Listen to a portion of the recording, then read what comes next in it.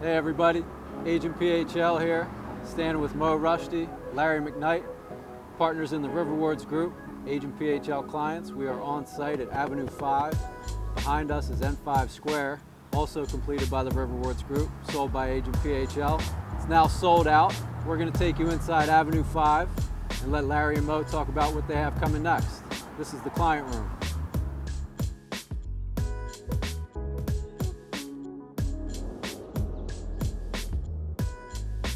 There's a lot of people that take development as a hobby, and some take it as a profession. One of the things that makes us different in our processes is both Larry and I are engineers.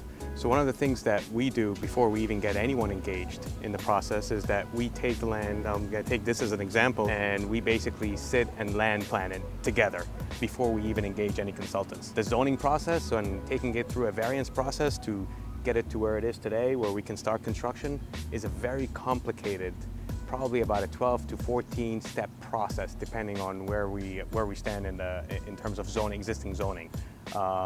You're talking about coordinating engineers, mechanical engineers, land planners, attorneys, architects, RCOs, you're dealing with neighborhoods, you're dealing with lobbyists, you're dealing with all kinds of, I would say, stakeholders of the community to kind of come up with a plan that would be satisfying to the different parties that are engaged in the process. So how does a development like this come about? It comes about through a lot of hard work and planning. One thing about me and Mo is that we're very hands-on. We are doers. So whereas other companies would have a division or a staff handling acquisitions and approvals, me and Mo ourselves, we're in the weeds with it every day, 24 hours a day. It could be bouncing things off each other at 2 in the morning, or it could be meeting for lunch or breakfast and going over a new design. How do we get this to really come to fruition is something that we have a track record on. We don't think there's too many developers in the city that would be able to do developments like this, like we do. It's also very risky. One of the things that we do different is that we engage into these larger developments in outlier neighborhoods, right? You know, people talk about Philadelphia and development in Philadelphia, they think right away Center City, Philadelphia, right? Well, where are we? We're in Kensington, and we're talking about 61 units behind you. We're talking about 150 units we're talking about 162 units on Frankfurt and Lehigh.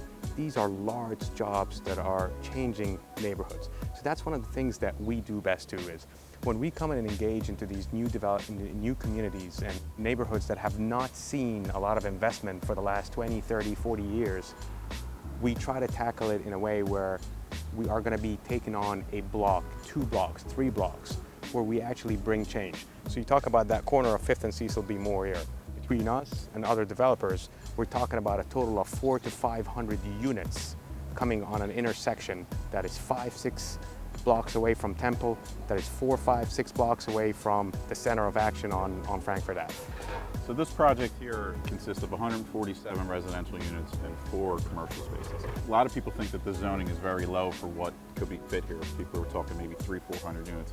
But going back to something that Mo said was that we're very sensitive to what goes on in neighborhoods. That's why the neighborhoods, I wouldn't say are arms open welcoming to us, but they respect what we do because we listen to them. Sure, we could have planted 300 units here, but what would that have done to the surrounding existing neighbors? What would that have done to the surrounding businesses? It probably would have pushed them out. We're very conscious of what the old neighborhoods are, and we don't want to overdevelop. We want to kind of fit in and make sure that we're a fabric of the community, not just an outlier or not just someone who came in and left. Patience, homework, patience. We just waited our time. We were part of a company that suffered through the Second Great Depression. It is what it is. We were part of a home building company that saw our staff go from over 80 down to 10 in one day. So we learned from past mistakes of not overpaying for land. Construction costs are generally remain the same, although right now we're going through a fluctuation with lumber prices that we've never seen before. But generally, you know what your square foot number is to build a multifamily unit, to build a single family unit. So you always have that fixed number. When you're analyzing a deal like this, there's 3 variables. There's the land, there's the construction costs, and then there's either the out sale or the out rent. So we have to plug our numbers back in and basically figure out what the land is worth. We present our offer based upon what we believe that the land is worth, not what an agent believes the land is worth, not what comps tell the agent or the seller what the land is worth, and not what the seller believes the land is worth. We tell them, and we are open book when we tell them what the land is worth based upon our known facts of what we can rent or sell for, what we can build for, and then that number comes back in. So with this project in particular, when we were building across the street our N5 Square project, we made multiple offers on this, as you're aware. They actually got a letter of intent, or actually an agreement of sale from an agent, from a company out of New York, that went nowhere because it was an inflated price. Eventually you were able to negotiate the deal and bring it back to us at the number that we both felt was fair and marketable. So, you know, not all land is created equal. We were talking about this before. You know, it's one of the misconceptions that a lot of people fall into, especially agents. And I'm not saying this because we were taking that video with you, but you're one of the people that actually kind of understands how it works.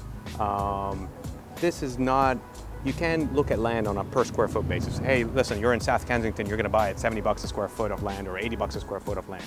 What do you have going on this land? Are you gonna be building a 20-story that is gonna cost you 300 bucks a square foot? Or are you building a simple triplex kind of product that's gonna cost you 110 bucks a square foot or 120 bucks a square foot, right? And so, yeah, you can have an acre of land that is worth more than the acre of land across the street because of what was designed to go on that plan. So this is, I always say, this is not as simple as putting a price per square foot and making deals and trying to have deals work. One of the things we pride ourselves, like Larry was talking about, we going through that Great Depression or Great Recession that we've had close to about 12 years ago, is that never over-project. Never speculate on the revenue end. So when we look at a product, we look at what we can rent out or sell today, right? Let's not forget that we're in Philadelphia. We are in a city that has about 40% of its household cost burdened. When I say cost burdened, that means they're paying more than 30% of their income on housing. What does that mean? That means, are we going to, you know, design product that caters for 5% of Philadelphia, 10% of Philly, 15% of Philadelphia? What we envision ourselves as, and we have been doing for the last 10 years, is that we cater to the guy right in the middle, right? You know, people who are making $25 to $30 an hour to $35 an hour can afford our product, whether it's on the for sale end across the street or whether it's gonna be on the rental end, right? We're not overreaching, right? We don't have $1,500 studios that's going to be rented out. You know, you talk about a project like that, we're old school, right? We like the 2-bedroom, 2-bathroom units. We like 1-bedroom, 1-bathroom units. We don't like studios. We don't like much of it, right? That's just the way we work. Is like we look at the livability of these units. We look at who is going to be coming and renting, who the target market is, and how much these guys are going to be making. Now, we can't, as a development community, all develop land in Kensington and in the Riverwards area in general and say, hey, listen, we're going to be targeting top dollar per square foot on the rental end, right? It's just not going to work. Absorption is going to be low, okay? People are going to then not have that demand on the land that used to be. Now, Larry has also a good point that he mentioned to me a couple of weeks ago is, you know, once you have land prices go that high, guess what? That old school landowner across the street that owns that half-an-acre garage or 10,000 square feet garage that was going to be accepting a specific amount of money for disposing it, now wants 5 times that because there are developers that are overpaying for land. It is, we see it every day. We see deals circulating every single day for now 2 and 3 years. And we ask ourselves, if it's been circulating for 2 or 3 years, isn't it common sense that the land is overpriced? Do you want the honest answer? The honest answer is nothing. Yeah, I was gonna shake my head no. Yeah, QOZ has not resulted into that much of increased deals, and the hype that was created 2 years ago about it has not resulted in that much deals, partially because the hype that went into the QOZ was that it's going to be, you know, that it's going to inflate the land prices. I think what happened is that people thought that they owned land that was in an opportunity zone, that land is now worth double what it was. The deals have to work whether it's an OZ or not, right? Your returns, your yields, your IRRs, your debt service ratios, everything has to pan out just like any other deal, right? If it doesn't work, it doesn't work. Now, all that I can tell you is opportunity zones is that kind of like the cherry on the top, right? It's, here's two deals, they both have the same financial results or projections, right? Which one would I choose? I'll choose the one with the OZ because it gives me that added benefit in terms of tax benefits on the back end. But that's about it. But OZ does not make the deals work. It does not create a deal. It just sweetens the deal at the end of the day. Right. So we modeled this pro forma just basically on a simple rental or for sale model. We never took into account OZ. We found out it was designated OZ after the fact. So we kind of ignored it because we didn't really see any value in it for fundraising or for funds coming in to provide the equity or even the debt. We sent it out to market as an approved job for an QOZ, and nothing really came back for it. I think the value of what the OZ was, as Mo said, was if you're analyzing two deals that work, remember the deals have to work initially for an OZ to really implement or become the cherry on top.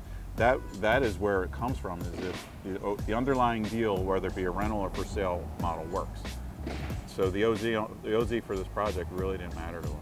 One of the things too about OZ that someone has mentioned to me last week, which is pretty true, which is that most of the deals that were done that were OZ happen to be right on the boundaries of these opportunity zone kind of areas, right? So if you look at all the opportunity zone areas, let's say in 19125, 19134, 19122, you'll find that the deals that were done because of OZ or OZ would kind of sweeten the deal, sit right on these boundaries. Believe it or not, we're sitting right now on the boundary. The boundary for OZ here in 19122 is this building right here. Beyond that building, you're out of the OZ.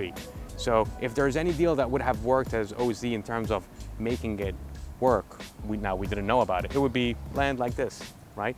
But if you go deeper North Philly, right, the market has to prove that the deal can work on the revenue end and the cost end.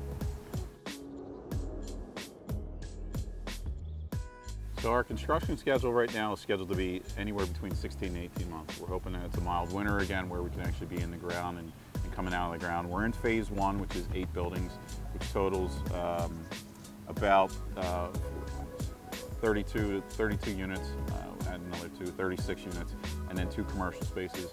And then phase 1A is the second leg of this big building, which will total another 56 units. We're phasing this job out basically because of how we want to model this project with our financing. So our bank is allowing us to build the first phase, which is the A building, and in order to start the second phase, the V building, we have to meet certain goals of pre-leasing and lease up and final lease, I guess. So our projected construction schedule is anywhere between 16 to 18 months. We expect to have first leases signed beginning of next year with move-ins probably around May, and then staggering forth from there throughout the remaining 18 months. What makes this job unique is the way we've designed this. So this is a 151 unit job, which appears to be on 2 big buildings, but they're actually not 2 big buildings. They're actually a series of buildings. They're probably about 36, 34, 38 buildings that total that 151 units.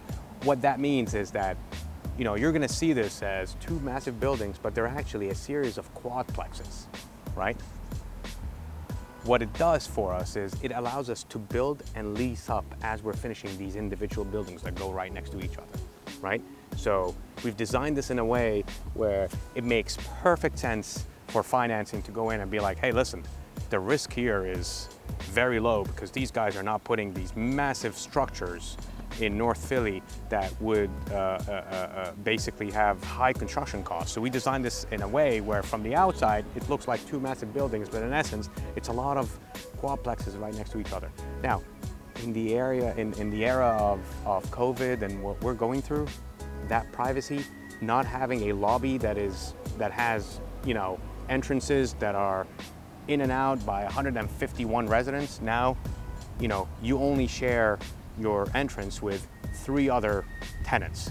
Although you're living as part of a 151 unit community, but you have a separate entrance for you along with the other 3 tenants, which basically in the new era of designing and being conscious, health conscious to what's going on around us, we feel is a plus. We are, just like on our for sale product, are hoping that we can break norms when it comes to the leasing part, which is doing some pre-leasing, right? I mean, we're known for doing a lot of pre-sales on the for sale product. Most of our products, before we even start before we even have our first settlement or closing, we're 30%, 40% sold of these jobs off of floor plans. We're hoping that with the programs that we have, we're not going to announce today, but that we're going to have some good amount of pre-leasing happening before our first closing, and we think we're going to succeed in it. So I'll speak to the second point, right? Our pipeline is much larger than what we're sitting on today, right? Much larger, right? And speaking to the first point, Larry and I always talk about when we drive through these neighborhoods, right? I remember taking an investor to Avenue V and M5, and basically that investor like, are you kidding me? I am not putting a dime in here, right? Because there was nothing here. We were talking about a triplex here and there, a quadplex here and there. Today you're driving through and the land prices have gone up 3 and 4 times just in the last 2 years because of jobs that take up blocks. What I'll tell you is that there are 2 jobs that are very close to my heart, which are Kensington Courts and M5, because they were deals as we were going in them, okay? I had a worry as, are we doing the right thing? These are areas that have not seen development in tens of years. Are we going to find buyers to come and buy in areas like Frankfurt and Lehigh and 5th and Cecil B. Moore? And we bet on common sense. We bet on numbers and statistics, which basically say that, you know, people are looking for housing and wanting to stay in that $1,200 to $1,500 to $1,600 housing cost range, right? And we cater to this market. Once you move over that, once you're at $2,000 and up for housing cost, your demand just decreases. And below $1,000, below $1,200, you cannot have new construction work at these numbers. So we kind of took that kind of and ran that range, and we ran with it, and we did these 2 big jobs, which were basically, you know, we're going to announce soon on that pipeline that we're going to have. It's going to be public soon. It's going to be big, and we're very proud of it. So in terms of the size of our developments, this is tied with our largest development. Kensington Courts is basically the same number of units. This actually has a little bit more square footage wise of building area than Kensington Courts does, but this was going to be our largest until Kensington Courts jumped this one. What we do is we focus on areas that are close to or surrounding people spots. By people spots, I mean, where is there going to be large demand for people? Where do people want to go to? So right here at 5th and Cecil B. Moore, you have Temple University 5 blocks to the west, and you have Fishtown 5 blocks to the east. So this was a prime spot for what our focus is, because we have 2 people centers. We have places where people want to go and have nightlife, and we have places where people want to go to school. And our rents, as Mo said, or our cost of living costs fit both profiles. So we're tapping into 2 different markets at the same location. That's one of our core focuses right now. What's in our pipeline is similar to what we have here. A lot more units, but similar characteristics of location and people places.